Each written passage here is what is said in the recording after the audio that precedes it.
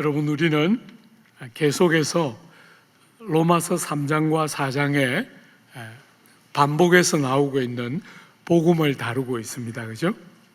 특별히 4장은 처음 1절부터 시작해서 마칠 때까지 4장의 주제는 일한 것이 없는 사람들에게 하나님이 은혜로 값없이 의롭다 하시는 은혜를 주셨다.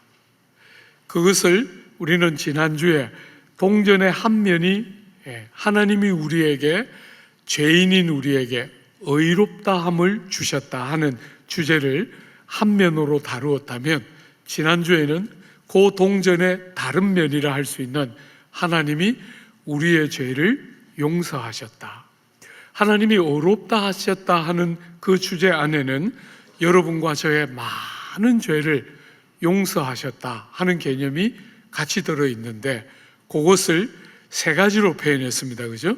죄를, 우리의 불법을 사하셨다, 불법의 사하심을 받는 복이 우리에게 있었다, 우리의 죄를 덮어 가려서 보지 않게 하시는 복이 있다. 여러분과 저에게 여전히 죄가 있는데 하나님이 우리의 죄를 덮어서 가리고 보지 않으시는 것처럼 용서해 주시는 복을 우리에게 주셨다. 하나님은 알지 못하시는 것이 없는 분이신데 우리의 그 무수한 죄를 보셨음에도 불구하고 죄를 인정하지 않는 복을 우리에게 주셨다. 죄를 당신의 장부에 기록해 두지 않으시고 우리의 모든 죄를 기억해 두지 않으시는 복을 우리에게 주셨다. 죄가 완전한 용서와 씻음을 우리에게 주시는, 그게 의롭다 하시는 또 다른 중요한 한 면이었죠. 그죠? 여러분, 오늘 이 귀한 복, 하나님이 우리를 의롭다 하시는 이 의롭다 하심과 우리의 모든 죄를 사하시고 덮어 가리시고 기억하지 않으시는 이 복이 누구에게 해당되는가? 이 복은 누구를 위한 것인가 하는 것이 오늘 우리가 주목해서 다루게 되는 주제예요. 여러분, 그 주제를 바울은 이렇게 다루고 있죠. 한번 보십시오. 9절에 그런즉 이 복이 할례자에게냐 혹은 무할례자에게도냐. 여러분, 이 귀한 복이 누구에게 지금 허락되고 있는가?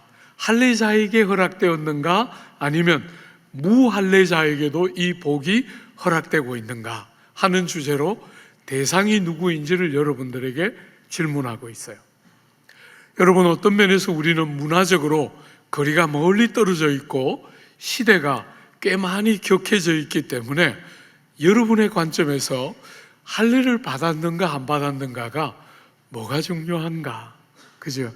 여러분의 생각에는 그게 뭐가 그렇게 중요했을까? 이렇게 생각하지만 여러분이 이 개념을 오늘 우리 개념으로 한번 가져와 봐요. 말하자면 이 귀한 하나님의 은혜와 복은 누구를 위한 것인가? 피부 색깔에 따라 달라지는 것은 아닌가? 여러분, 그 사회의 문화적이고 발전한 속도와 수준에 따라 차등이 있는 것은 아닌가?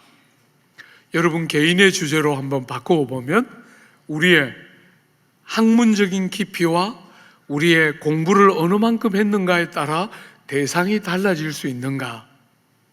여러분, 소위 말해서 성공을 하기를 굉장히 원하는 이 조국 사회에서 성공한 사람과 그렇지 못한 사람들에게 차등이 혹시나 있는 것인가?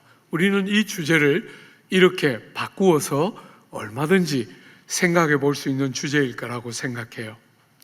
유대인들에게 할례는 굉장히 특별한, 우리가 생각하는 그 어떤 의미보다 더 강한 의미를 가져요.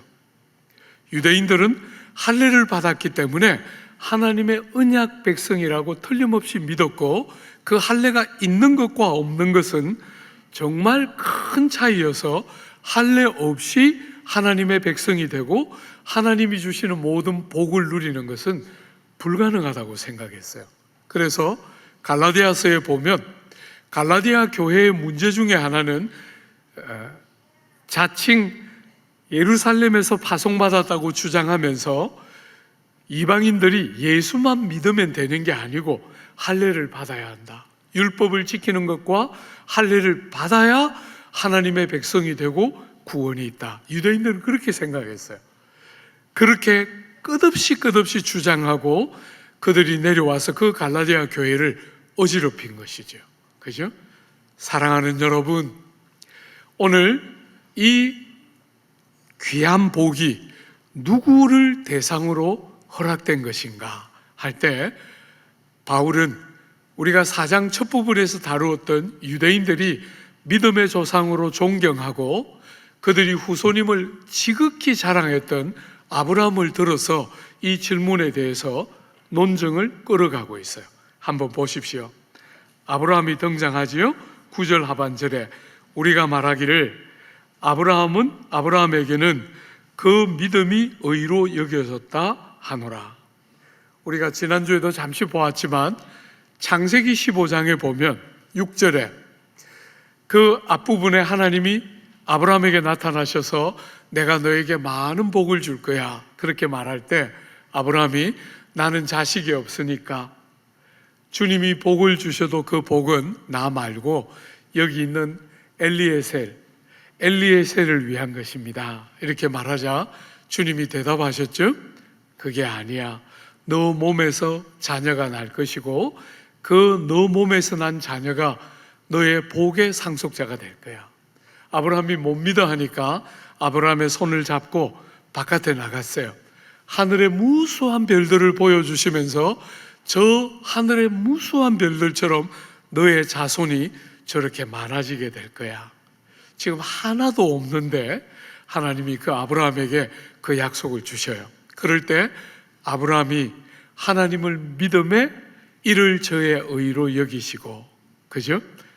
아브라함이 하나님을 믿자 하나님이 의롭다 여기셨다. 그게 창세기 15장 6절이었어요.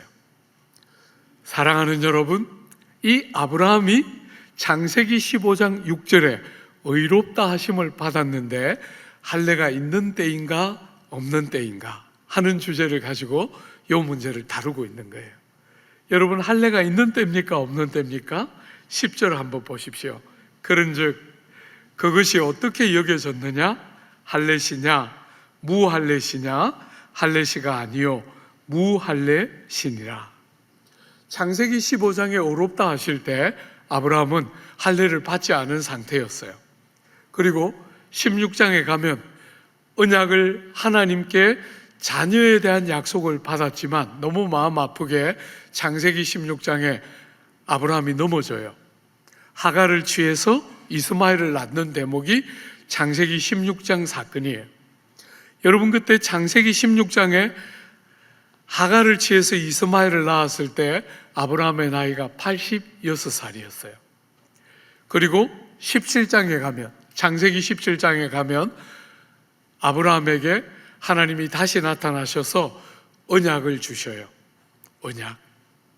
언약을 주실 때 그 언약을 주시면서 할례를 주시는데 그때 아브라함의 나이가 99살이에요. 여러분, 그러니까 창세기 15장에 하나님이 아브라함을 의롭다 하실 때는 적어도 할례를 행하기 전에 최소한 13년 이상의 세월의 갭이 벌어져 있는 거예요. 그죠? 하나님이 창세기 15장에서 아브라함을 의롭다 하셨는데 그때 정확하게 몇 살인지 우리는 몰라요. 그런데 16장에 86살이었어요. 86살이었으니까 적어도 17장의 할례를 행하기 전까지 적어도 13년 이상의 세월이 흐른 것을 우리는 보게 돼요. 그러니까 하나님께서 아브라함의 믿음을 보시고 의롭다 여겨주실 때 그의 무수한 죄를 덮어 가리시고 죄를 인정하지 않으실 때 아브라함은 할례를 받지 않은 때인 거예요. 그러니까 사실은 의롭다 하시고 사람을 구원하시고 죄를 용서하시는 그 일에 할례를 받았는가 안 받았는가는 하나도 중요한 주제가 아닌 거죠. 그죠? 할례 전에 하나님이 아브라함을 의롭다 하셨기 때문에 이 사장 전체를 지배하고 흐르는 주제처럼 일한 것이 없이 아무 공로를 세움이 없이 은혜로 값을 치름이 없이 의롭다 여김을 받았다. 혹은 우리의 많은 죄가 우리의 어떤 공로나 자격이나 일한 것에 근거하지 않고 그 죄가 용서되고 덮어 가려지고 기억하시지 않고 멀리 떠나보낸 바 되는 그 귀한 복이 언제 왔습니까? 아브라함도 무할례 시에 받았기 때문에 당연히 무할례 자에게도 허락되는 복이라는 사실을 우리가 알 수 있겠죠. 그죠? 유대인들은 할례를 받아야만 하나님의 백성이고 하나님의 백성에게만 하나님의 복이 주어진다고 생각했는데 그게 아니고 자격 없는 자들, 그 민족과 피부 색깔이 어떻든지 아무 관계없이 나라의 발전 정도가 문화의 발전 정도가 얼마이든지 아무 관계없이 그것은 전혀 고려의 대상이 아닌 상태로 하나님이 아브라함을 의롭다 하신 것이죠. 그죠? 사랑하는 여러분, 아브라함에게 그러면 왜 할례를 요구하셨을까? 여러분, 이 할례를 뭐라고 본문이 부르는지 한번 보십시오. 11절입니다. 그가 할례의 표를 받은 것은 무할례 시에 믿음으로 된 의를 인친 것이다. 여러분, 이게 할례를 두 가지 표현으로 부르고 있어요. 할례를 하나님 왜 주셨어요? 할례는 표로 주신 거예요. 표. 그죠? 할례의 표라고 불렀죠?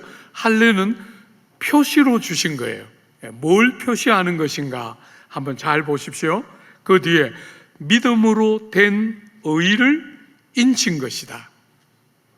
무할례 시에 하나님이 아브라함에게 의롭다 하신 그 의를 주신 것을 바깥으로 사람들이 알 수 있도록 바깥으로 드러낸 표시요 인친 것이 할례라는 거예요. 그죠?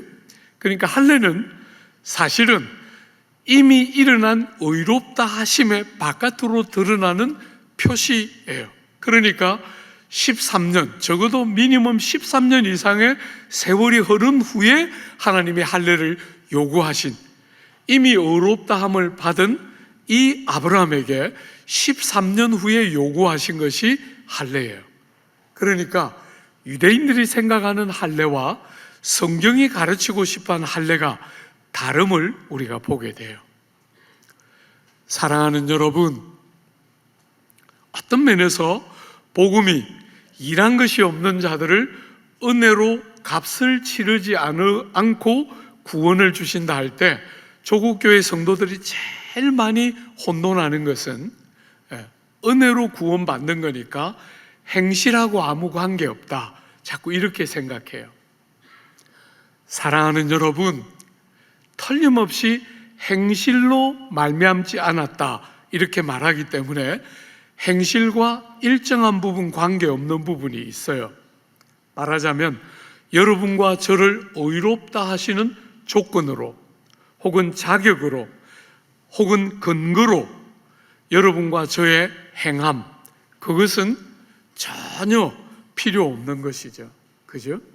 그러나 여러분과 제가 일한 것이 없이 공로 없이 자격 없이 의롭다 여김 받게 되면 그때부터 우리는 정말 하나님이 원하시는 순종의 삶을 한 걸음 내딛기 시작하는 거예요. 그러니까 하나님이 우리에게 기뻐하시는 순종은 거듭난 자가 할 수 있는 것이지, 거듭나기 전에 조건으로, 자격으로, 근거로 우리가 하나님께 기뻐할 만한 순종을 드릴 수 있는 자들이 아무도 없다는 거예요. 여러분과 저는 어머니 모태로부터 죄 중에 태어났기 때문에 우리의 행위는 하나님을 향한 순종조차도 우리의 행위는 너무 불완전하고 불량품이에요. 사실은 들여다보면 우리의 행위는 굉장히 많은 불순물이 포함되어 있는 불량한 순종이에요. 그래서 그런 것을 근거로 해서, 자격으로 해서, 조건으로 해서 구원에 이를 자는 아무도 없지요. 그런 면에서 행위로 우리가 구원받는 것은 아니에요. 그러나 여러분과 제가 거듭나면, 그렇게 주님을 만나고 주님이 우리에게 주시는 의를 믿으면 생명이 우리 안에 생기는 거잖아요. 그죠?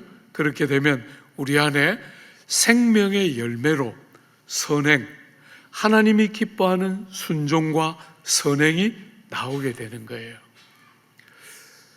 여러분, 개인적으로 성경을 꾸준히 연구하고 다른 어떤 것보다도 아내와 결혼해서 가정을 꾸미면서 참 많은 걸 봐요. 참 많은 걸 보는데 그 중에 참 사랑한다 이렇게 생각을 했는데, 그죠? 여러분이 저한테 제일 많이 듣는 말이 사랑하는 여러분이잖아요. 그죠? 예. 때때로 사랑 못할 때도 있어요. 예. 정말. 그런데도 제가 그 표현을 꾸준히 쓰는 것은 여러분을 다 언제나 사랑하기 때문만이 아니고 정말 사랑하고 싶어요. 정말. 그런데 이렇게 아내를 만나고 가정을 일구어서 사랑을 해보니까 제 사랑이 너무 불량품이라는 게 너무 많이 보여요. 사랑이라는 것은 상대가 원하는 걸 해야 되는 거잖아요. 그죠? 상대가 원하는 걸 해야 사랑이 되는데 그냥 제가 생각하는 사랑을 하는 것 같아요. 그렇게 누군가를 제대로 사랑하려면 상대를 알아야 되는 거잖아요. 그죠? 상대를. 그런데 상대에게 아무 관심도 없고 상대가 뭘 좋아하는지 뭘 원하는지 아무것도 모르고 그냥 내 정성만 다하면 사랑이 되는 게 아니잖아요.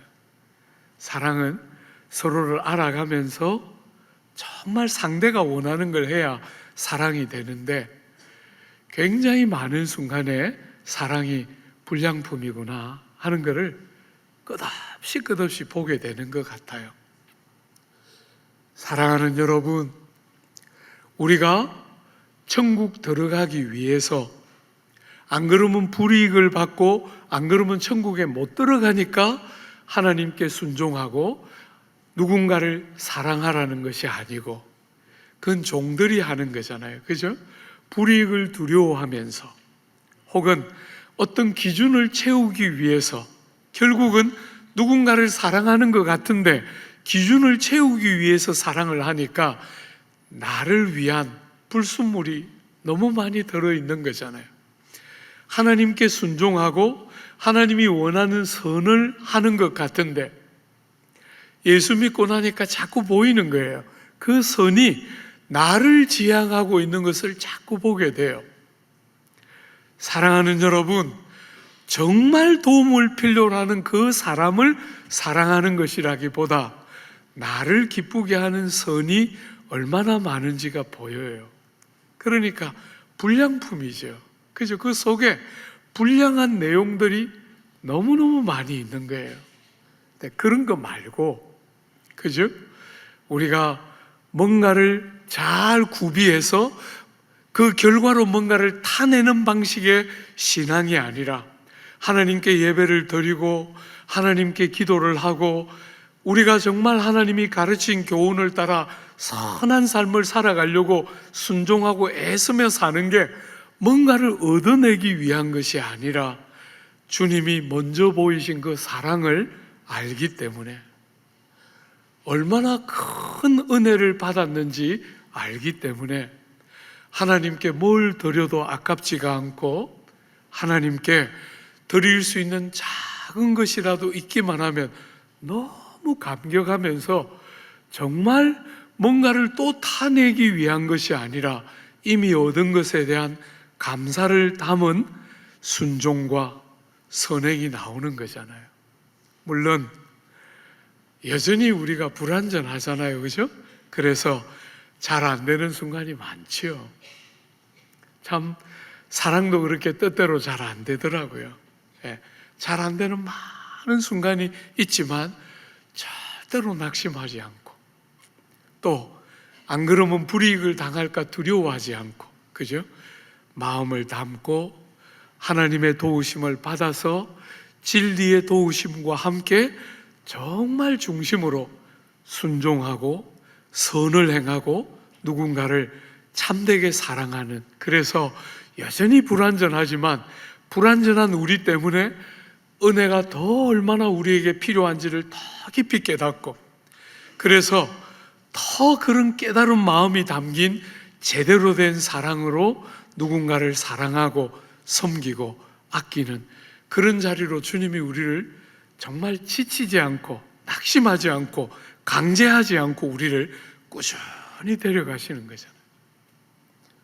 사랑하는 여러분, 행위와 관계없는 구원이 아니라 어떤 면에서 제대로 된 행위를 하는 구원이잖아요. 그죠? 우리를 살려놓아서 정말 하나님의 창조의 목적이 우리의 삶에 제대로 묻어나는 구원으로 우리를 데려가시는 거예요.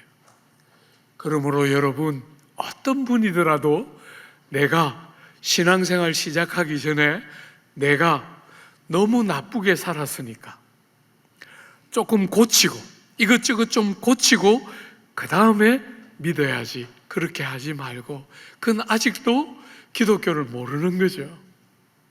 사랑하는 여러분, 여러분을 바꾸고 와야 신앙생활이 되는 게 아니고 여러분이 주님을 믿어야 제대로 된 정말 참된 변화가 여러분의 삶에 오는 거잖아요. 그죠? 진짜 변화는 믿어야 오는 것이니까 주저하지 않고 머뭇거리지 말고 주님의 이 귀한 의롭다 하심과 재용서하시는 복음을 전심으로 믿어야 하는 것이. 여러분, 제가 옥스퍼드에서 사역할 때 잊지 못하는 많은 사람이 있지만 여러분에게 한 두어 번 말했던 순이, 이름 그대로 생긴 자매, 그냥 딱 보면 아, 순이구나 이렇게 딱 알 수 있는 순이 영국에 왔어요. 여러분, 조선족으로서 중국에서 자라서 남편을 만나 결혼해서 일본 가서 살다가 남편하고 이혼하고 그 상처받은 심령을 가지고 영국 옥스퍼드에 와서 한 번도 가본 적이 없는 교회를 처음으로 우리 교회를 왔어요. 교회가 우리 교회밖에 없었기 때문에 어디 갈 데도 없어요. 우리 교회로 온 거예요. 처음 6개월 동안 그 자매가 예배당에 들어오는 그 낯섦, 예배당에 오기는 오는데 어디 갈 데가 없잖아요, 그죠? 예배당에 오는데 그 낯설어한 모습들이 그렇게 역력하던 자매가 약 6개월 정도 지났을 때 믿음 안으로 이렇게 쑥 들어오기 시작하는데 얼마나 사랑스러운지, 그냥 얼굴이 그냥 순이같이 생겼을 뿐 아니라 거기다가 생명이 딱 들어가니까 얼마나 사랑스러운지 너무너무 좋았어요. 우리가 세례를 주는 기간이 되어서 순이를 불러서 말했어요. 순이, 이번에 세례 받아야 될 것 같아. 세례 받자. 그랬더니 순이가 저보고 말했어요. 목사님, 저는 아직 마태복음부터 요한계시록까지 신약도 한 번도 못 읽었고 구약도 한 번도 못 읽었는데 성경 한 번만 읽고 세례 받겠습니다. 얼마나 예뻐요. 안 그래도 예뻐 죽겠는데 말도 그렇게 예쁘게 하는 거예요. 교회를 수십 년 다녀도 한 번도 안 읽은 사람이 수두룩한데, 수두룩한데 이제 교회 나온 지 뭐 1년 가웃 뭐 이쪽 저쪽으로 될까 말까 한 그 자매가 너무 예쁘게 자라는데 성경 한 번 읽고 세례 받자 그러니까 목사 입장에서는 얼마나 기특한지, 아이고 그래라 꼭 성경 빨리 읽어서 세례 꼭 받자 그랬는데 다음 주에 막 헐레벌떡 쫓아와가지고 주일날 목사님 저 세례 주세요 그러는 거예요. 깜짝 놀랐어요. 성경 다 읽었나 벌써 일주일 만에. 정말 그러고도 남을 것 같은 느낌이 있었어요. 성경 다 읽었나 그러니까 그럴 리가 없잖아요, 그죠? 그 어떻게 일주일 만에 읽겠어요? 예. 목사님 한 주간 내도록 후회했어요. 한 주간 내도록 후회했어요. 하나님이 나 같은 사람에게 은혜를 주시고 세례를 주시겠다 그러는데 성경 한 번 읽는 게 뭐라고? 그게 무슨 자격이나 되는 것처럼, 조건을 갖추는 것처럼 성경 한 번 읽고 세례 받겠다 할 때 너무너무 후회됐어요. 그러면서 내가 앞으로 꼭 읽을 테니까 세례 먼저 주세요. 사랑하는 여러분, 믿음이 그런 것이죠, 그죠? 은혜를 알면 뭘 성경 한 번 읽는 거 누가 싫어하겠어요? 목사로서는 너무 기쁜 거죠, 그죠? 정말 성경 한 번 읽고 세례 받겠다니까 기특해 죽겠는데 은혜가 마음에 더 깨달아지니까 마음에 고통이 있는 거예요. 성경 한 번 읽는 게 뭐라고? 그거 읽고 뭐 세례를 떳떳하게 받을 수 있는 것처럼 세례 성경 한 번 읽고 받겠다는 게 너무 주님께 마음 아프고 죄송해서 자격 없지만, 아무 공로도 없고 일한 것도 없지만 세례 주세요, 그렇게 말했어요. 그래서 제가 그때는 세례교육 다 제가 시켰거든요. 세례교육 같이 하고, 공동체가 작았기 때문에 세례받고 나서 간증했어요. 제가 잊을 수 없어요. 공동체가 얼마나 그 사람의 기쁨을 함께 누렸나. 사랑하는 여러분, 어떤 사람들은 나는 예수는 믿지만 교회는 안 나갑니다, 이렇게 아주 떳떳하게 말해요. 그게 무슨 말인지도 모르는 거죠. 교회의 영광과 존영이 어떤 것인지 아무것도 모르고 교회의 부패와 여러 연약함 때문에 나는 예수 믿지만 교회는 안 나갑니다, 사람 보기 너무 싫고 사람들 때문에 상처 너무 받아서 교회는 안 갑니다, 그걸 떳떳하게 말해요. 나는 교회를 다니지만 아직 믿지는 않습니다. 아직 모르는 거죠, 그죠? 제일 중요한 것을 모르는 거죠. 복음은 나는 예수는 믿지만, 나는 교회는 다니지만 예수는 안 믿습니다, 아직 믿지는 않습니다, 이렇게 말하게 하지 않아요. 순위처럼 자기가 어떤 존재인지 알아요. 얼마나 자격 없고 이런 모습으로 이렇게 벌거숭이 같이 하나님 앞에 설 수 없다고 느껴요. 그런데도 은혜가 얼마나 중요하고 큰지를 알기 때문에 성경 한번 읽고 하고 싶어요, 이렇게 말하고 해피해하지를 못하는 거예요. 사랑하는 여러분, 여러분은 그런 면에서 주님을 믿고 복음을 영접하고 여러분은 믿는 자가 틀림없습니까? 교회는 다니는데 안 믿는 것이 자랑인 것처럼 여겨지는 이 어리석은 세대에 여러분은 복음의 은혜를 알고 때를 미루고 싶지 않은, 그래서 믿습니다 하고 이 주님이 우리에게 주시는 의를, 이 하나님이 우리에게 주시는 복을 감격 가운데 받아서 때를 잠시라도 놓치고 싶어 하지 않았던 그 순위가 느꼈던 많은 믿음의 사람들이 똑같이 경험했던 그 믿습니다 라고 주님을 제대로 영접해드리고 이 믿기를 주저하지 않았던 그 믿음의 사람들처럼 여러분은 그런 면에서 믿는 사람이 맞습니까? 믿어야 하는 것이지요. 사랑하는 여러분, 그 갈라디아 교회를 그렇게 거짓 선생들이 와서 혼잡하게 만들었을 때 바울이 그 갈라디아 교회에 편지를 써서 갈라디아서 5장에 이렇게 말했죠. 그리스도 예수 안에는 할례나 무할례나 효력이 없으되 사랑으로서 역사하는 믿음뿐이니라. 사랑하는 여러분, 할례가 중요한 것이 아니고 무할례가 중요한 것이 아니고 그런 것은 표시요 인이라면 정말 중요한 것은 사랑으로 자신을 드러내는 믿음이 실존하고 있는가, 정말 믿는 사람으로 살아가고 있는가 하는 것이 핵심이라는 거예요. 아무도 그가 유대인이든 이방인이든 할례를 받은 사람이든 아니 받은 사람이든 피부 색깔이나 나라의 문화적인 수준에 아무 상관없이 그가 누구든지 이 귀한 복음을 믿음으로 하나님이 주시는 의를 받아서 믿음 안에 머물고 있느냐가 핵심이라는 거예요. 사랑하는 여러분, 여러분들은 그런 의미에서 믿어야 하고 믿도록 주님이 촉구하고 계신 거지요. 여러분, 오늘 왜 하나님은 이런 아브라함을 의롭다 하셨을까요? 무할레시에 있는 아브라함을 왜 의롭다 하셨을까요? 한번 보십시오. 11절 중반부터 12절까지입니다. 여러분 한번 같이 읽어볼까요? 11절 중반에 이는 무할레자로서 믿는 모든 자의 조상이 되어 그들도 의로 여기심을 얻게 하려 하심이라. 또한 할례자의 조상이 되었나니 곧 할례 받을 자에게 뿐 아니라 우리 조상 아브라함이 무할레시에 가졌던 믿음의 자치를 따르는 자들에게도 그러하니라. 어떤 면에서 유대인들의 제일 큰 실패는 유대인들은 유대민족에 속했고 할례가 그 일을 보증한다는 것 때문에 이들은 길을 잃은 것이에요.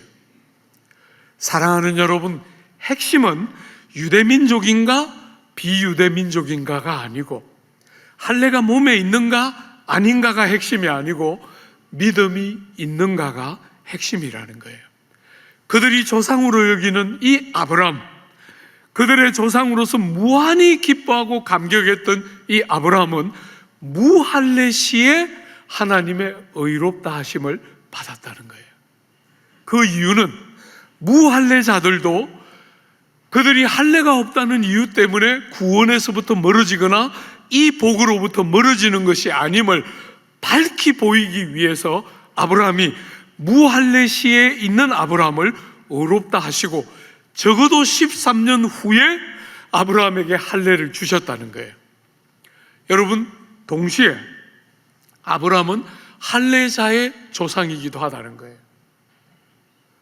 할례를 받을 자에게 뿐 아니라 동시에 아브라함이 무할레시에 가졌던 그 믿음을 같이 가지고 있는 바로 그 할례 받은 자, 할례가 문제가 아니라 믿음이 있고 그 표시인 할례가 있는 자에게도 여전히 동일하게 구원의 은혜가 주어지는 것을 보여주기 위해서. 여러분, 다르게 말하면 무엇입니까? 사랑하는 여러분, 모든 민족이 믿음을 통해서 하나님이 주시는 이 복된 은혜 안으로 들어오게 하기 위해서. 사랑하는 여러분, 사람이 어디에 속해 있느냐가 중요한 게 아니고 누구든지 이 귀한 복음을 들어 믿고 믿음으로 예수의 공로와 아버지의 그 중심에 있는 사랑을 믿고 의지하는 자들마다 누구든지 죄가 용서되고 의롭다 여김받는 이 복을 모든 사람이 태어난 이유 때문에, 어느 나라에 태어난 이유 때문에, 어떤 시대에 태어난 것 때문에 불이익을 받음이 없이 누구든지 믿는 자마다, 이 귀한 복음을 믿는 자마다 구원에 이르는 그 귀한 일을 위해서 하나님이 아브라함에게 무할레시의 아브라함을 의롭다 하셨다, 이렇게 말하고 있는 거예요. 사랑하는 여러분, 믿음으로 의롭다 하심을 받는 이 진리는 어떤 민족, 어떤 나라, 어떤 언어, 어떤 사람이라도 변함없이 동일하게 주님을 믿게 되는 너무나 중요한 유일한 길이기 때문에 세상 사람들은 끝없이 내가 어떻게 저 사람보다 더 훌륭한 사람이고 저 사람보다 더 많은 조건과 자격을 구비한 나은 사람인지를 끝없이 드러내고 싶어 하는데, 성경은 전혀 그런 것에 기준하지 않으시고 누구든지 일한 것이 없는 자들을 믿음으로 의롭다 하시는 이 진리로 모든 심령을 주님의 은혜의 품으로 부르고 있는 것이지. 사랑하는 여러분, 오늘 이 이야기는 우리가 나중에 아브라함이 모든 믿는 자의 조상인 주제를 한번 다룰 때가 있기 때문에 많이 다루지 않고 몇 가지만 한번 적용점을 한번 생각해 보려고 해요. 사랑하는 여러분, 아브라함에게 17장에 언약을 새롭게 하시면서 할례를 주실 때 아브라함에게 하나님이 하신 말씀은 이렇게 말씀하셨어요. 보라, 내 언약이 너와 함께 있으니 너는 여러 민족의 아버지가 될지라. 여러분, 아브라함에게 하나님이 이 언약을 주시고 할례를 요구하실 때 약속이 뭐냐면 너는 여러 민족의 아버지가 될 것이라는 거예요. 유대인들, 할례를 받은 특정한 사람들의 조상이 되는 게 아니라 모든 민족, 누구든지 믿음으로 이 주님의 귀한 복을 모셔드리고 받아들이는 모든 진실한 사람들의 아버지가 되는 일이 아브라함이야말로 모든 믿는 자의 아버지가 되는 약속을 창세기 17장은 하고 있는 거예요. 여러분, 갈라디아서 3장에 그런즉 믿음으로 말미암는 자들은 아브라함의 자손인 줄 알지어다. 누구든지 유대인들이 유대인이 아니라 아브라함의 자손이 아니라 믿는 자들이 아브라함의 자손이다. 그게 바울이 아브라함 언약을 해석하는 신약적인 관점을 열어놓는 것이에요. 사랑하는 여러분, 여러분들은 열방과 민족을 바라보는 눈이 어떻습니까? 조국 사회를 이렇게 볼 때 조국 사회에서 기독교는 너무나 많은 부분에 내가 잘 되고 내 자식이 잘 되는 범주를 벗어나지를 못하는 것 같아요. 왜냐하면 복음을 너무나 피상적으로 이해하고 있기 때문에, 복음이 얼마나 민족과 열방을 향해서 부르고 있는지를 복음을 깨달으면서 듣지를 못하기 때문에, 사랑하는 여러분, 너무나 신앙이라는 게 내 개인과 내 가족의 범주를 거의 못 벗어나고 조금 벗어나면 의식이 있어서 착한 일을 하는데 너무 불량품의 형태로 착한 일을 하는 거예요. 나를 드러내고 나를 주장하는 도구로 밖에는 못하는, 그래서 선을 행하는 것 같은데 너무 불량한 선이에요. 하나님 앞에 누더기 같은 나를 위한 선이기 때문에 그가 기쁜 것이 아니고 나를 위한 선이에요. 그런 일을 많이 하고 있는 것을 보게 돼요. 여러분, 이 복음이 제대로 깨달아질 때 여러분과 저에게 일어나는 중요한 변화 중에 하나는 자랑할 수 없다 하는 거잖아요. 그죠? 복음은 우리의 어떤 기여를 통해서 우리가 생명을 얻는 것이 아니기 때문에 어떤 자랑도 우리 안에는 없어요. 여러분과 저는 우리의 특징은 뭐냐면 자랑꾼이에요. 자랑꾼. 여기 있는 대부분의 분들은 어느 정도 공부를 하신 분들이기 때문에 드러내놓고, 목사님, 제가 이렇게 보여도요, 이런 사람이에요. 이런 사람 아무도 없어요. 절대로 아무도 그렇게 자랑 안 해요. 옆에서 자랑하지요. 그죠? 목사님, 이분이 이렇게 보여도요, 이런 분이세요. 아이, 그런 걸 왜 말해, 부끄럽게. 이렇게 말해놓고 썩 지나가면서 사람 보는 눈은 있어가지고. 여러분과 제 본성이에요. 그죠? 우리는 드러내어서 안 하지만 우리 본성은 그런 본성이에요. 남들이 나한테 좋게 말할 때 좋아서 못 견뎌요. 표를 안 낼 뿐이지. 부끄럽게 그러지 마. 속으로는 조금 다른 측면도 말해봐. 왜 그것만 말해? 그죠? 우린 다 그런 자들이에요. 전부 자기 자랑꾼인데, 이런 우리를 은혜로 값없는 진리로 살려서 하나님을 영화롭게 하고 구주의 그 복음의 아름다움을 끝없이 자랑하고 드러내고, 사랑하는 여러분, 주님께 받은 그 은혜 때문에 누군가를 진심으로 사랑하는, 너무 불량하고 너무 많은 것이 모자란다는 것을 한두 기회에 보는 것이 아니지만, 그럼에도 불구하고 끝없이 뭔가 얻는 것 때문에 아첨하거나 어리석게 하는 게 아니라 끝없이 주님이 우리에게 주신 그 마음을 따라 누군가를 진실하게 사랑하고 대하려고 애쓰면서 살아가는 거잖아요. 그죠? 뭔가 우리가 이전에 자랑거리를 갖고 살았는데 그 자랑거리들은 전부 나한테만 좋지 남한테는 아무 도움이 안 되는 자랑들이었어요. 그죠?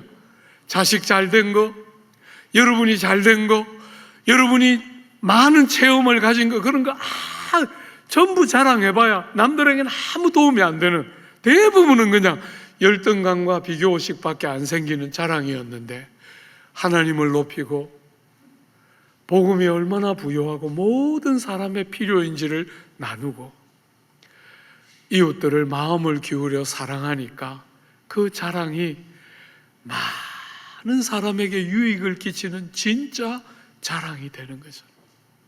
그 선이 그저 나를 주장하는 자세밖에 안 됐던 그 선이 그가 정말 필요로 한 것을 돕기 시작하니까 정말 그에게 유익이 되는 거잖아요. 그죠?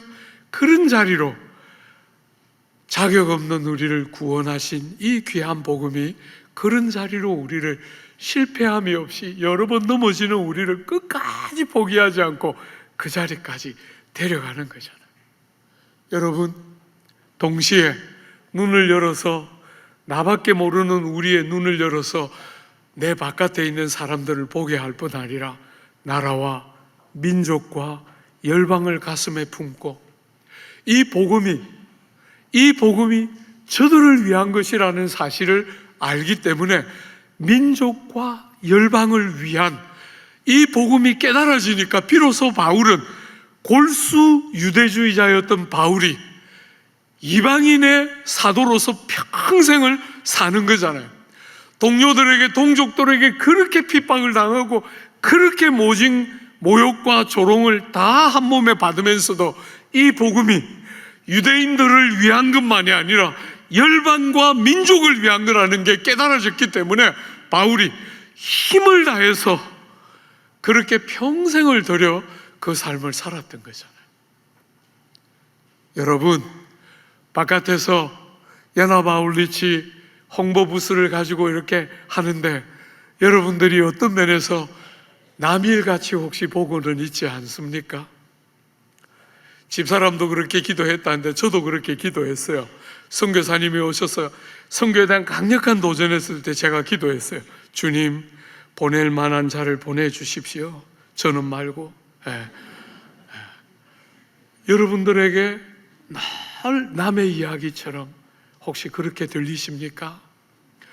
저는 여러분이 다 가야 한다고 생각지는 않아요. 풀타임으로.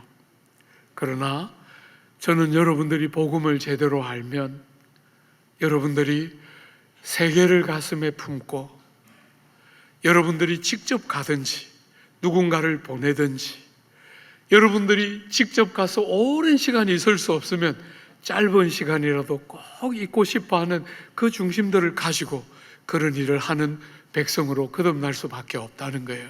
이 복음은 여러분과 저만을 위한 게 아니라 열방과 민족을 위한 복음이기 때문에, 사랑하는 여러분, 아담과 하와가 타락할 때 하나님이 아담과 하와에게 주신 것은 에덴이라는 낙원이에요. 그죠? 창조를 다 끝내시고 사람을 만드시고 에덴 동산을 아담과 하와에게 주셨어요. 아담과 하와는 하나님을 인정하고 그 하나님이 주신 복을 누리고 참여하면 되는 것이 아담과 하와의 모습이에요. 하나만, 동산 중앙에 있는 나무의 실과를 보면서 하나님이 계신 것을 인정하고 하나님이 모든 것을 주신 것을 인정하면서 하나님이 주신 낙원을 참여하고 누리고 믿음으로 그 언약을 받아서 누리면 되는 것인데, 너무 어리석게도 유혹을 받아서 스스로 하나님처럼 되려고 해요. 사랑하는 여러분, 예수께서 이 땅에 오셔서 언약을 새롭게 갱신하시고 새 언약을 우리에게 주셨어요. 아담 이후에 인류가 깨뜨린 그 언약과 대조되는 새 언약을 주시면서 우리에게 모든 것을 다 준비해 놓으시고 믿음으로 받아들이고 참여하고 누리는 새 언약을 주셨는데, 여전히 많은 사람들이 자기 힘으로, 자기 스스로 뭔가 필요를 공급하고 뭔가를 이루어서 뭔가를 보람있게 사는 또 다른 세계를 닦고 싶어 해요. 여러분이 보신 것처럼 이 아픔은 하나님이 우리를 위하여 하신 이 귀한 일을 믿음으로 받아 누리지 못하는 인류의 실패에 있는 거예요. 믿음으로 이 귀한 주님이 주시는 복을 믿음으로 반응하고 자격 없는 우리들에게 주시는 이 복된 하나님의 복이 여러분 모두의 것이 되고 여러분을 거쳐 열방에까지 흘러가는 귀한 은혜 많이 주시기를 기대하고 축복합니다.